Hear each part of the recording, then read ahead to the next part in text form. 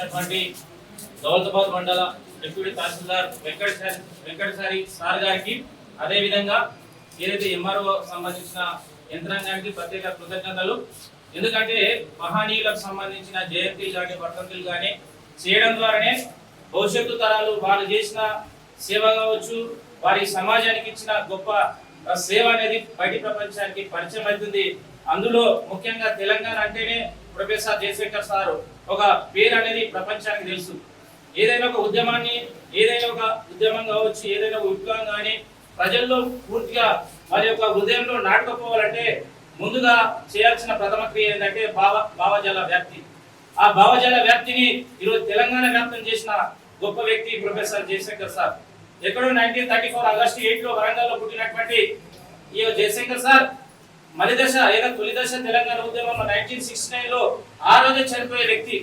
ఇదే వరంగల్ నుండి హైదరాబాద్కు వస్తున్న సందర్భంలో అక్కడ ఉన్నటువంటి ఒక యాక్సిడెంట్ సందర్భంలో అప్పుడే తుండులో మిస్ అయిన వ్యక్తి. ఒక గ్రేట్ ఏంటంటే ఆయన విద్యార్థి ఉద్యమాల్లో తెలంగాణ ఉద్యమంలో ఉన్నాడు, ఆయన యొక్క మధ్య వయస్సు ఉన్నప్పుడు తెలంగాణ ఉద్యమంలో ఉన్నాడు, ఆయన చివరి దశలో తెలంగాణ ఉద్యమం ఉన్నాడు.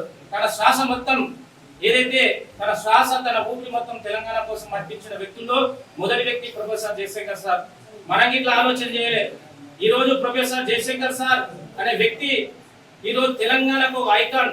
అందుకే జయశంకర్ ఏదైతే పుట్టుక నాది, చావు నాది, నా బ్రతకంత తెలంగాణదని అంత గొప్ప, ఎందుకంటే పుట్టిండు, మరణించిండు, మధ్య వయసు మొత్తం తెలంగాణ ప్రజల కోసం, తెలంగాణ ఊపిరి కోసం, తెలంగాణలో జరుగుతున్నటువంటి ఆంధ్ర దోపిడీ కోసమే నిరంతరం ప్రయత్నం చేసిన వ్యక్తి. కాబట్టి జయశంకర్ సార్ని ఇప్పటికైనా ప్రభుత్వాలు, అది ఏ ప్రభుత్వమైనా పర్లేదు కానీ ఈ రోజు సర్వాన్ని త్యాగం చేసిన వ్యక్తులను ఈ రోజు ఐకాన్ ఉండాలి. ఆయన తెలంగాణ జాతిపేదగా ఇప్పటికీ ప్రభుత్వాలు గుర్తించాలని మేము ఆశాభావం వ్యక్తం చేస్తున్నాం. ఎందుకంటే సర్వం మ్యారేజ్ చేసుకోలేదు, తనకంటే ఒక ఆస్తి లేదు, ఒక ప్రొఫెసర్ ఎందుకంటే నెలకు దాదాపు లక్షలు సంపాదించిన వ్యక్తి చివరికి ఏమి లేకుండా కట్టుబట్టలతో ఈ తెలంగాణ కోసం తన ఊపిరి వదిలింది. కాబట్టి నిస్వార్థమైన వ్యక్తులను మనం గుర్తిస్తేనే భవిష్యత్ తరాలు గుర్తుపెట్టుకుంటాయి. ఈ రోజు 1200 మంది ఆత్మ బలిదానం చేసుకున్న సందర్భంలో ఇట్లా ఇంకా అక్కడక్కడ అసమానతలు ఉన్నాయి, పేదరికం ఉంది. కాబట్టి జయశంకర్ సార్ ఆశయం ఒకటే, తెలంగాణ అనేది పచ్చగా ఉండాలి. ఏదైతే గోదావరి కృష్ణ నీళ్లు ఆంధ్ర దోపిడి నుండి మన ప్రాంతం పచ్చగా ఉండాలంటే ఆ నీళ్లు మన ప్రాంతం రావాలి. ఇక్కడ నిరుద్యోగం ఉండరాదు, ఇక్కడ నిరక్షరాస్యత ఉండరాదు, ఇక్కడ గొప్పగా బతకాలని ఆయన కలలు కన్నాడు.